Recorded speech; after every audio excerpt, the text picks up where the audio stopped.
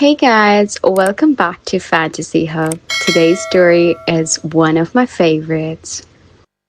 Picture this, 2009, I'm 17, sweating bullets under those blazing stage lights, wearing a tuxedo vest that my mother bought 3 sizes too big because you'll grow into it, Eva. I never did.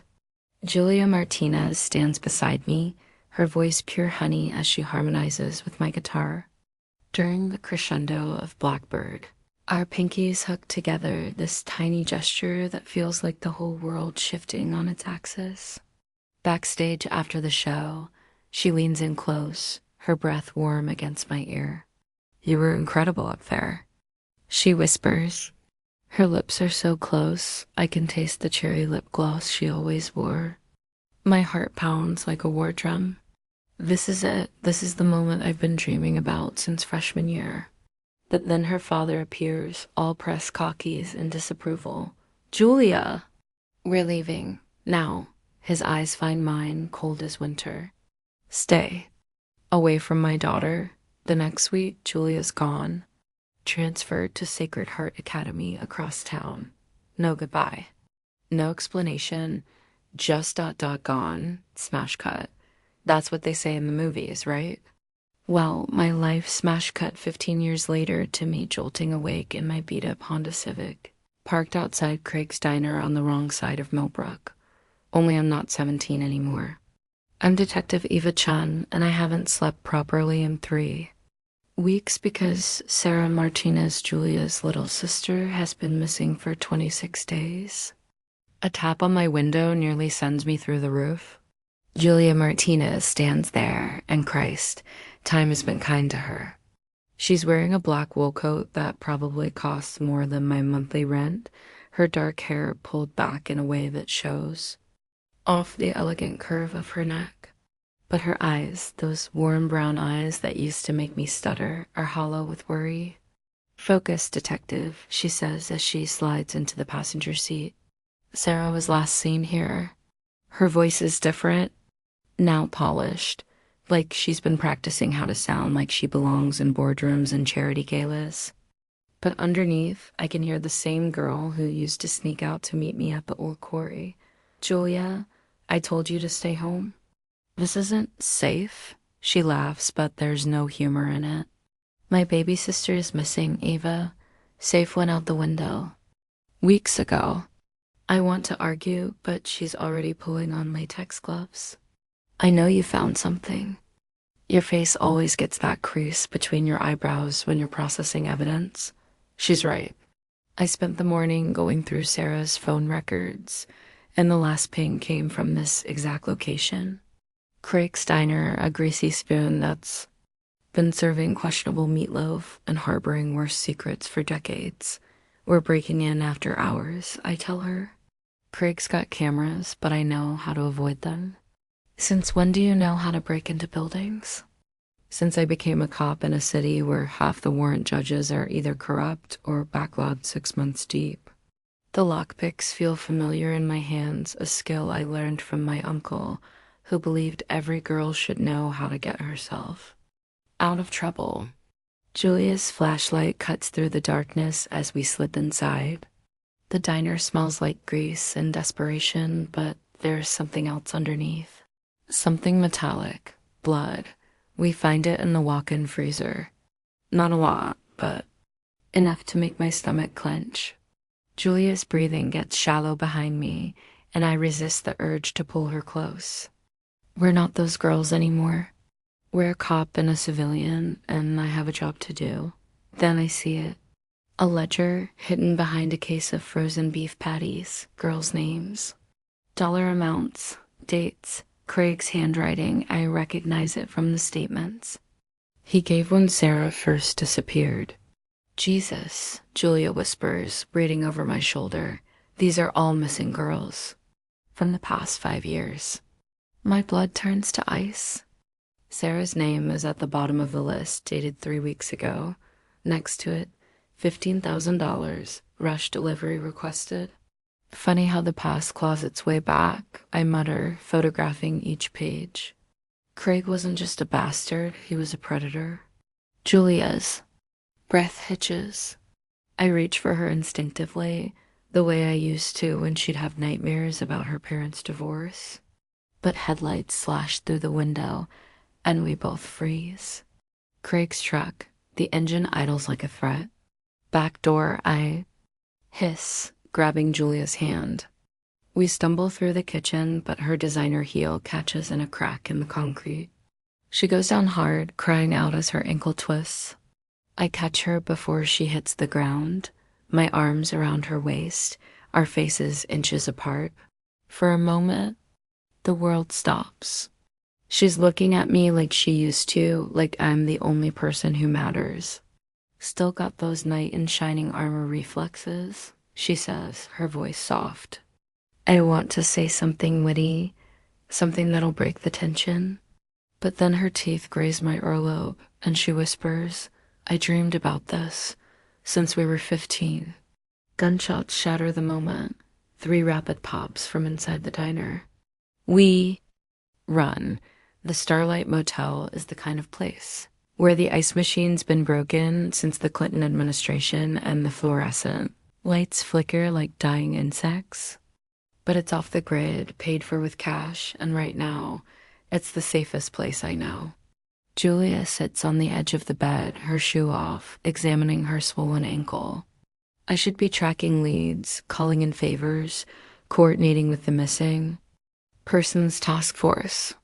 Instead, I'm watching the way her fingers probe the injury, remembering how those same fingers used to trace patterns on my palm when we'd lie on her bedroom floor, pretending to study. It's not broken, she says, flexing her foot, just twisted. You need ice, I need my sister back. The words hang between us like a challenge. I know what she's thinking, but I failed. That if I were better at my job, Sarah would be home by now. Maybe she's right. I've been working missing persons for 8 years, and I've learned that the first 48 hours are everything. After that, the chances of finding someone alive drop to almost nothing.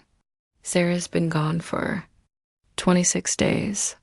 Tell me about the ledger, Julia says, pulling me back to the present. I sit beside her, careful to keep distance between us. It's a client list. Craig's been running girls for years. High-end stuff by the looks of it. High-end, rich clients. Discreet locations. The girls probably think they're going to modeling gigs or acting auditions. Julia's face goes pale. Sarah wanted to be an actress. I know. She got a call back last month. Some independent film company. She was so excited. She could barely contain herself. My stomach drops. What was the company called? I don't remember. Something with star in the name. I pull out my phone, scrolling through Sarah's social media. They're a post from 4 weeks ago. So excited for tomorrow's audition with Shooting Star Productions. Dreams really do come true. Hashtag actress, hashtag blessed, hashtag new beginnings. That's it, Julia says, leaning closer. Her perfume, something expensive and floral, makes my head spin. That's the company. I run a search. Shooting Star Productions doesn't exist. The address from Sarah's calendar leads to an abandoned warehouse in the industrial district. But there's something else. 3 other missing girls posted similar messages about auditions in the weeks before they disappeared. He's been hunting them through social media, I realize. Looking for girls with big dreams and small support systems. Sarah has a support system, Julia says fiercely. She has me. You live in New York. You see her, what, twice a year? The words come out harsher than I intended. Julia flinches like I've slapped her. I know what you think of me, she says quietly, that I abandoned her, that I abandoned this place, that I abandoned you. Julia, you think I chose money over family, over you. She's right, but hearing her say it makes my chest tight. Why did you leave? Because I was 18 and terrified. She looks at me with those eyes that used to be my whole world. Because I was in love with you, and everyone told me it was wrong. The confession hangs between us like a bridge I'm afraid to cross. I've spent 15 years wondering what would have happened if I'd fought harder for her. If I'd followed her to New York, if I'd been brave enough to say what I felt instead of letting her slip away. I looked for you, I say finally, after high school. I found your dress, drove to your college twice, that you had this whole new life. New friends. You looked happy. I was miserable. You were engaged to some pre-med student. I was 22 and trying to be what everyone expected me to be. I study her face, looking for lies. But all I see is the same girl who used to write love songs about heartbreak and hope. What happened to him? The fiance? I called it off. 3 days before the wedding, she laughs bitterly. 200 guests, a dress that cost more than your car, and I couldn't do it. You know what finally stopped me? I shake my head. I was standing at the altar, and all I could think about was that night at the quarry. When you sang Landslide, and I realized I'd never love anyone the way I loved you. The words hit me like a physical blow. I want to kiss her. I want to tell her that I've been carrying her memory like a scar for 15 years. But Sarah's face stares at me from the missing person poster on the nightstand. We need to focus on finding your sister, I say. I know. She wipes her eyes with the back of her hand. But Eva ... when this is over, when we find her, we need to talk. Yeah, we do. My phone buzzes. A text from an unknown number. Stop looking for the girl or you'll join her. I show Julia the message. Her face goes white. They know we were at the diner, she whispers. Yeah, which means we're close. I stand up, pacing the small room. Think Ava. Craig's smart enough to run a trafficking ring for 5 years without getting caught. He's got connections, resources, probably people in the department feeding him information. But he's also arrogant. The ledger proves that. I need to get him to confess, I say. How? Craig's got a weekly poker game. High stakes, cash only. Happens every Friday night in the back room of Murphy's bar. You're going to play poker? With a human trafficker? I'm going to wear a wire and get him to admit what he's done. Julia stands up too quickly, her injured ankle buckling. I catch her again, and this time I don't let go. She's trembling. He'll kill you, she says. Then you'd better be my damn backup. I press our foreheads together, and for a moment, we're teenagers again. No missing sister, no human trafficking ring, no 15 years of regret between us. Just Ava and Julia against the world. I love you, I whisper, the words spilling out before I can stop them. I never stopped loving you. She kisses me then, soft and desperate, like she's trying to memorize the taste of my lips. When we break apart, both of us are crying. Find her, Julia says. Find Sarah, and then we'll figure out the rest. Friday night at Murphy's bar, a kind of place where the drinks are strong, the lighting is dim, and nobody asks questions about the briefcase full of cash under your table. I'm wearing my lucky cufflinks, the ones Julia fastened for me before our last performance together, her fingers lingering on my wrists like she was afraid to let go. The wire itches against my ribs. Hidden under my jacket, Julia's in a van 3 blocks away with Detective Morrison, listening to every word. The plan is simple. Get Craig to confess, get the location where he's holding the girls, and signal for backup. Simple plans have a way of going sideways.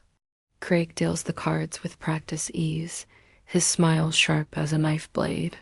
He's in his 50s now, but he still has that predatory charm that made teenage girls trust him. Made their parents think he was a harmless diner owner who gave kids part-time jobs. Missed you at home, baby, he says, and my skin crawls. He's talking about the diner, but the way he says it makes me feel dirty.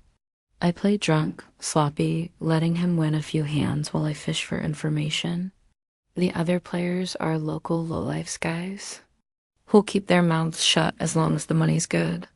But Craig's the one I need. I slur, leaning across the table. I've been thinking about expanding my business interests. What kind of business? Craig's eyes narrow. The kind that involves beautiful young women and men with expensive tastes.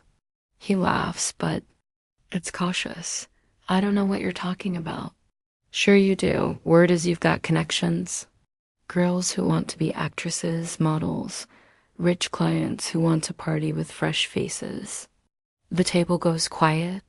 I can feel the wire burning against my skin, praying it's picking up everything. You're talking about things that could get you hurt, Craig says slowly.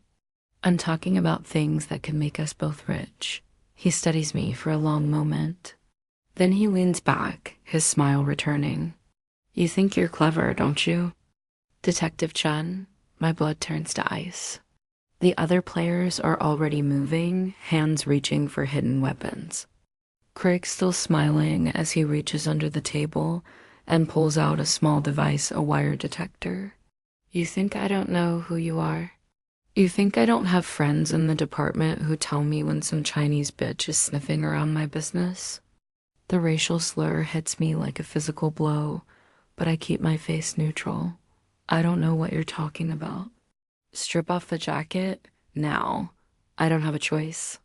The wire's hidden in my bra, taped to my ribs. They'll find it in seconds. But then glass explodes inward as Julia swings through the window on a tire iron, wielding a fire axe she must have grabbed from the emergency case. She's magnificent, hair wild, eyes blazing, moving like an avenging angel. Get away from her. She screams, bringing the axe down on the poker table. Cards and chips fly everywhere. Chaos. Craig's men scramble for cover. I tackle Craig and we go down hard, his chair splintering under our combined weight. His gun skids across the floor toward the broken window. Julia grabs it, her hands shaking as she points it at Craig. He's on his knees, spitting blood, but still smiling. You gonna shoot me, princess? He laughs. Sweet little rich girl like you. You don't have the balls. Julia cocks the hammer, and for a terrifying moment, I think she might actually do it. The rage in her eyes is volcanic. But then she tosses the gun to me. Nope, she says, her voice steady. But she might. Sirens wail in the distance. Morrison must have called for backup when the signal went dead. Craig snarls, trying to get to his feet, but the cops burst through the door before he can move. Where are the girls? I demand, pressing the gun to his temple. He spits blood on my shoes. Go to hell. Where's Sarah Martinez? The pretty one? She's probably halfway to Dubai by now. Rich sheiks love fresh American meat. I want to pull the trigger. Every instinct I have screams for it. But Julia's watching me, and I can see the fear in her eyes. Not fear of Craig, the fear of what I might become if I cross this line. Detective Chen. It's Morrison, his voice calm but firm. Step away from the suspect. I hand him the gun and let the other officers take Craig into custody. But as they're loading him into the patrol car, he looks at me one more time. You'll never find them, he whispers. They're already gone. My heart sinks, but then Morrison grabs my arm. Chun, you need to see this. He leads me to a shipping container behind the bar. Inside, wrapped in blankets and barely conscious, are 4 girls. Sarah's at the back, alive but drugged. Julia pushes past me, dropping to her knees beside her sister. Sarah, baby, it's me. It's Julia. Sarah's eyes flutter open, unfocused but aware. Julia, I knew you'd come. I told them my sister would find me. The ledger in Craig's office leads to a network of traffickers across 3 states. 18. Girls recovered, 12 traffickers arrested, and enough evidence to put Craig away for life. Not bad for one night's work. 1 year later, the Millbrook Community Theater is hosting its annual benefit concert, and somehow Julia talked me into Performing. We're backstage in the same cramped dressing room where we used to practice. Me in a tuxedo vest that actually fits this time. Julia adjusting her microphone with the same nervous energy she had at 17. You ready for this? She asks, her fingers straightening my collar. Are you? She moved back to Millbrook 6 months ago, took a job at the nonprofit that helps trafficking survivors. We've been taking things slow, coffee dates, long walks, awkward conversations, about 15 years of misconnections. But tonight feels different. Tonight feels like a new beginning. Sarah's in the front row, healthy and whole, starting her freshman year at Millbrook Community College. She's majoring in social work, says she wants to help girls like her. She whoops when we take the stage, and I can't help but smile. This song, Julia says into the microphone, is for everyone who believes in second chances. We start with Blackbird, the same song we sang all those years ago. But this time, when our pinkies hook during the crescendo, we don't let go. This time, when the song ends, Julia doesn't pull away. She kisses me, right there on stage, in front of half the town. She kisses me like she's been waiting her whole life to do it. Maybe she has. The audience erupts. Sarah's crying happy tears. Even the spotlight feels warm. Later, as we're packing up our instruments, Julia notices something. I've pushed up my sleeve and there's a tattoo on my wrist, E+J in delicate. Script surrounded by a heart. When did you get that? She asks. Last week. I figured it was time to stop hiding. She traces the ink with her finger and I shiver. It's beautiful. Julia, yeah? I want to ask you something. She looks at me, curious and a little nervous. Move in with me. Eva ... double quotes. I know it's fast. I know we're still figuring things out, but I spent 15 years without you, and I don't want to waste another day. She doesn't answer with words. Instead, she pulls me close and kisses me again, soft and sweet and full of promise. Yes, she whispers against my lips. Yes to everything. You want to know about second chances? About how love can survive 15 years of separation and heartbreak? About how sometimes the coldest cases are the ones closest to your heart? Cold cases, solved, cold feet, never again. Some songs, it turns out, are worth an encore.